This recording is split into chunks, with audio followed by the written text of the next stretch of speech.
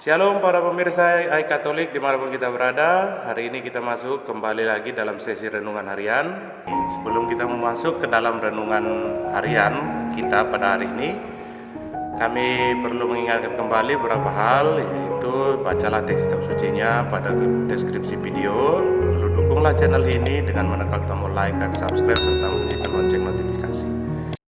Renungan harian kita pada hari ini dibawakan oleh saudara kita Timbul Harapan Simbolon, seorang penyuluh agama Katolik non-PNS dari Pak Barat. Mari kita dengarkan bersama-sama. Inilah Injil Yesus Kristus menurut Yohanes.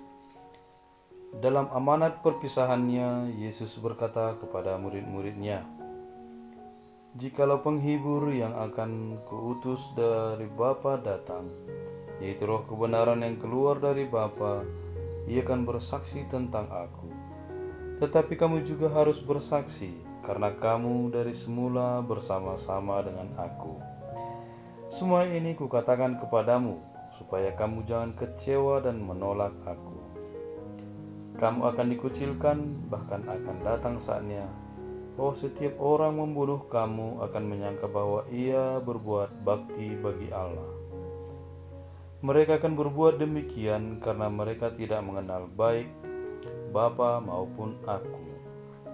Tetapi semuanya ini kukatakan kepadamu, supaya apabila datang saatnya kamu ingat bahwa aku telah mengatakannya kepadamu." Demikianlah Injil Tuhan. Saudara-saudari terkasih di dalam nama Tuhan Yesus Kristus. Yesus dalam amanat perpisahannya kita mendengar, jikalau roh kebenaran yang dari Bapa bersaksi tentang Yesus, maka demikian juga para murid diutus menjadi saksi akan Yesus Kristus. Dengan demikian pula lah kita bisa mengenal Yesus, karena kesaksian para murid yang semula bersama-sama dengan Yesus. Pewartaan akan Kristus hingga sampai ke seluruh penjuru dunia bukanlah perkara mudah. Para murid yang mengalami banyak penderitaan dan penolakan karena kesaksian mereka.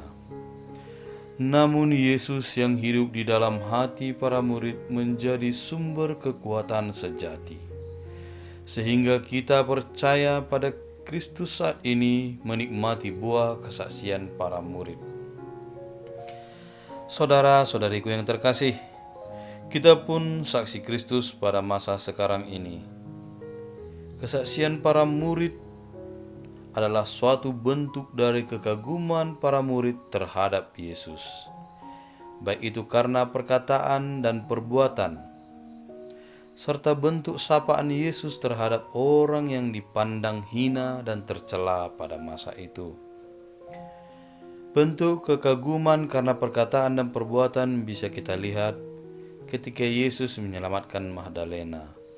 Magdalena yang hendak dilempari batu diselamatkan oleh Yesus.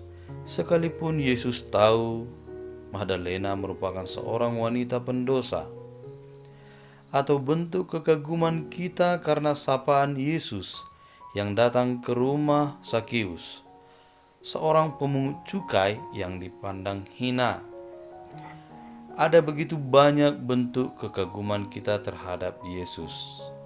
Nah, saudara-saudariku yang terkasih, menurut kita, mana lagi ungkapan dan sikap Yesus menjadi teladan hidup kita yang sungguh kita kagumi.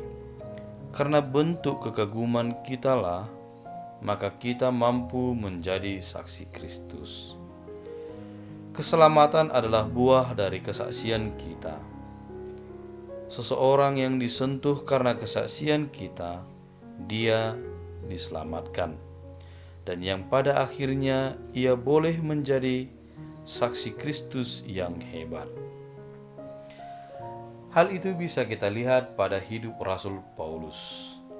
Paulus orang yang paling berambisi untuk menghancurkan pengikut Kristus. Akan tetapi, Paulus dalam pertobatannya menjadi tokoh terdepan dalam pewartaan akan Yesus Kristus. Hal inilah yang diharapkan pada kita sebagai saksi-saksinya. Kita dipanggil sebagai saksi pewartaan keselamatan. Namun saudara-saudariku yang terkasih, kita juga harus berhati-hati dalam hal ini, karena banyak para saksi merasa paling hebat baik dalam perkataan ataupun sikapnya, sehingga ia melambung tinggi karena banyak pujian dan hormat dialamatkan padanya. Kita bersaksi bukan supaya kita disaksikan, tetapi tetap terarah pada Yesus yang menjadi tokoh utama dari kesaksian kita. Kita bersaksi supaya lebih banyak lagi orang yang mengenal dan mencintai Yesus. Kita bersaksi bukan untuk mendapatkan pujian. Amin.